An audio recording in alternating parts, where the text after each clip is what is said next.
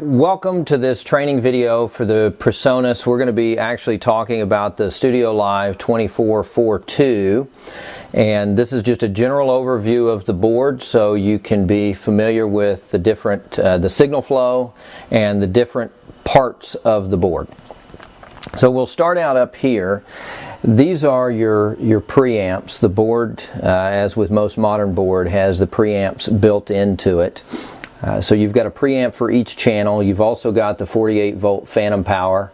If the light is off, you're not sending phantom power out that particular input. If it's on, you are. You want to leave the phantom power off unless you need it for a condenser mic or something that you're running off of that channel. Another thing that you see is you have a toggle for the firewire input. What this allows you to do is bypass the normal preamp and bring firewire, use the firewire for the input of that channel. What you can see is on channels 1 and 2 we actually have the firewire selected, and that is actually the audio feed off of our iMac that we use for pre-recorded music and those sorts of things. So that's a great thing to do.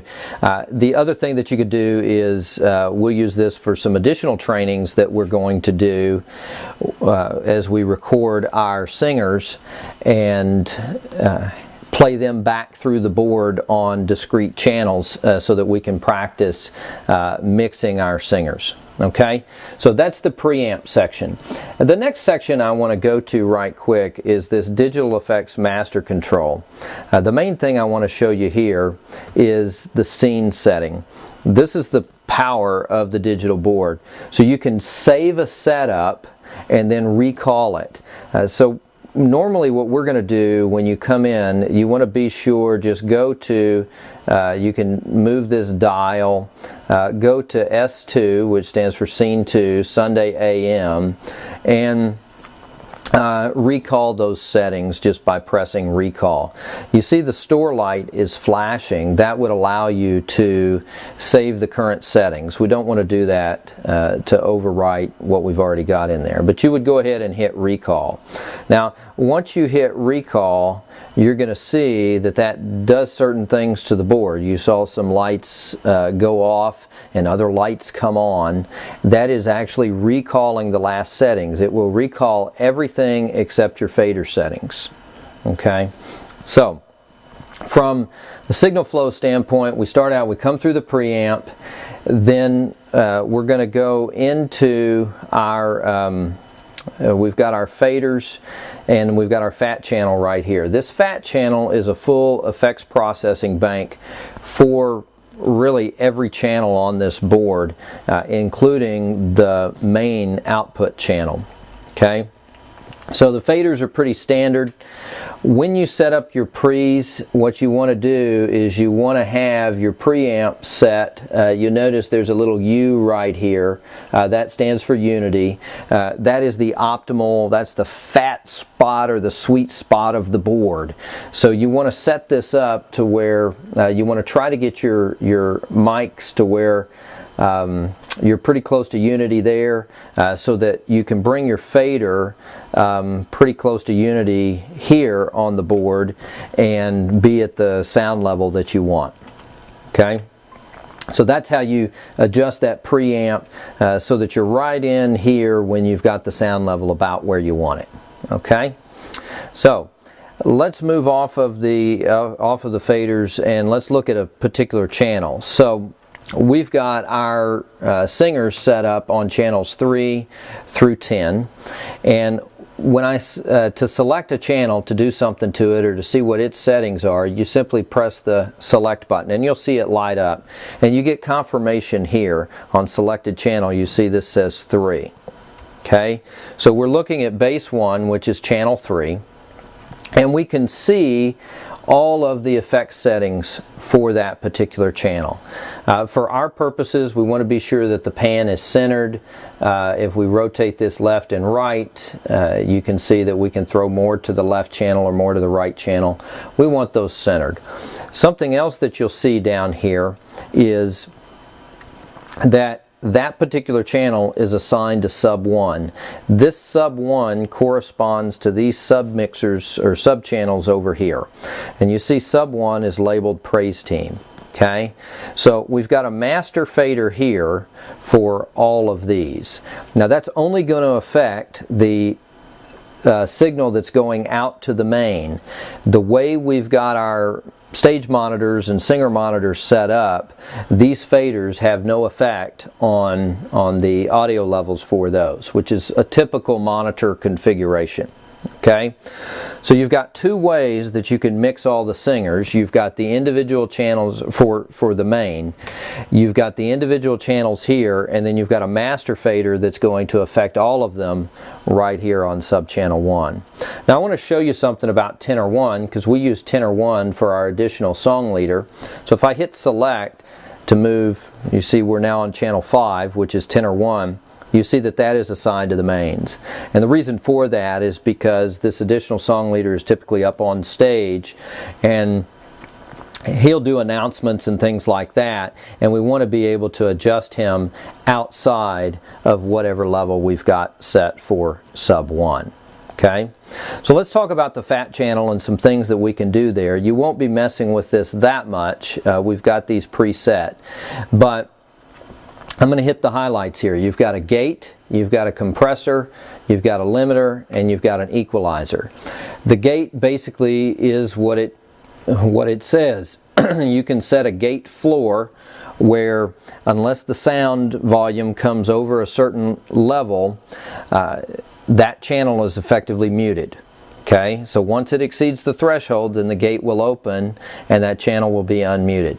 You can use this if you've got a hum, or you've got a very noisy environment and you're getting some spillover onto that mic, and unless somebody's talking directly into that mic, you want it muted so that's not feeding back through the system. The compressor, what it does is it keeps you from having to keep pulling that fader down if you've got a very dynamic speaker. Plus it can react faster than you can. So that's what we use the compressor for. When somebody gets loud all of a sudden, it allows you to bring that volume level back down.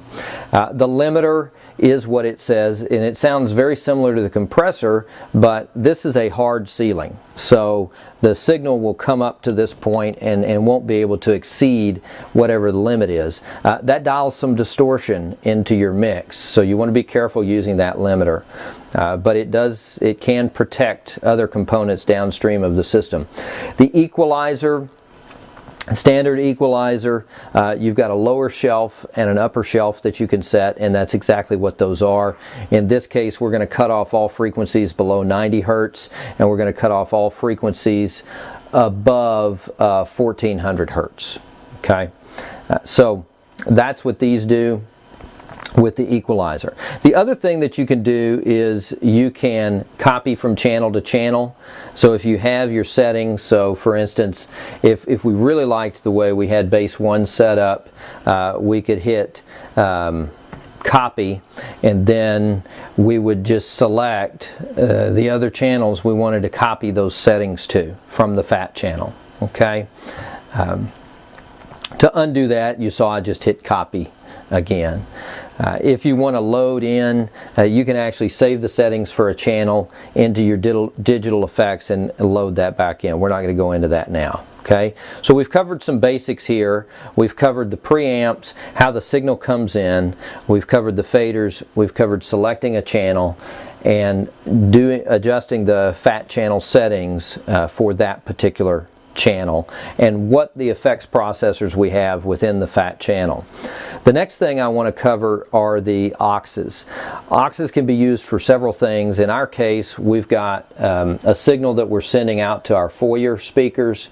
We've got a 70 volt system that covers the rest of the building, and we've got some speakers up in our balcony. This allows us to control the mix independently for those. Okay. And the way we've got these set up is you see this post light on. That means that this signal flow, it comes through the board, goes through these main faders, and then out to that aux channel. It's very different than what we've got set up for our stage monitors and our singer monitors, where it comes through the preamps and then goes through a channel fader and right out here, so that these settings do not affect the mix that's going out either of these. This mix is controlled independently of whatever we're doing on the main mix, if that makes sense. So let me show you how to adjust that. Again, this is going to be your output, or this is your output pot. So this controls the signal going out to the monitors, which those are powered speakers, so they have their own amps. And so this is kind of a master volume, if you will. Alright, we can hit the select button. That's going to give us the fat channel. Okay, so select always gives you the fat channel for that particular item. And then you see that we have the post. Post is not lit. Okay, and we hit mix, and now what that does is every one of these LED meters now is a level meter for the corresponding channel.